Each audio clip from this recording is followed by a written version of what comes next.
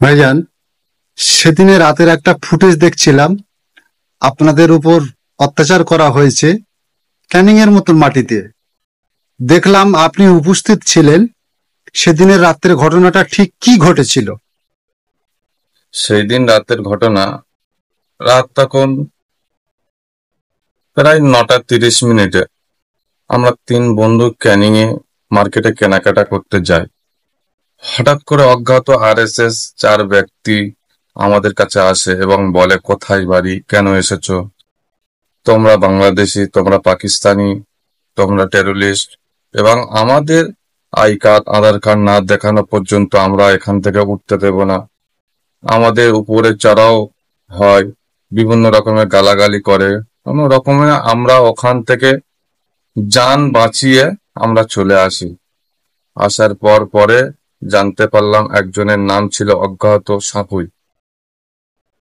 ওর বাড়ি ক্যানিং এ, কিন্তু new town থানার পুলিশ। আজকের এই বিষয়টা বিভিন্ন মহলে জানানোর পরেও কোনো সুরাহা হলো না। বাংলার মানুষকে আমি জানাতে চাই, আজকের মুসলমানদের নিরাপত্তা কোথায়? আজকের মুসলিম নেতারা কোথায়? আজকের মুসলিম দরদি কোথায়? আমাদের মুসলিম নেতারা গোলামতি করছে, পা চাটছে শুধু ব্যক্তিগত স্বার্থে, অর্থের নেশায় অন্ধ হয়ে গিয়েছে। জাতি জাহান্নামে চলে গেলে যাক, তাদের কোনো অসুবিধা নেই। আজকের আমি বাংলার মানুষদেরকে বলতে চাই, আমরা সঠিক বিচার পাইনি।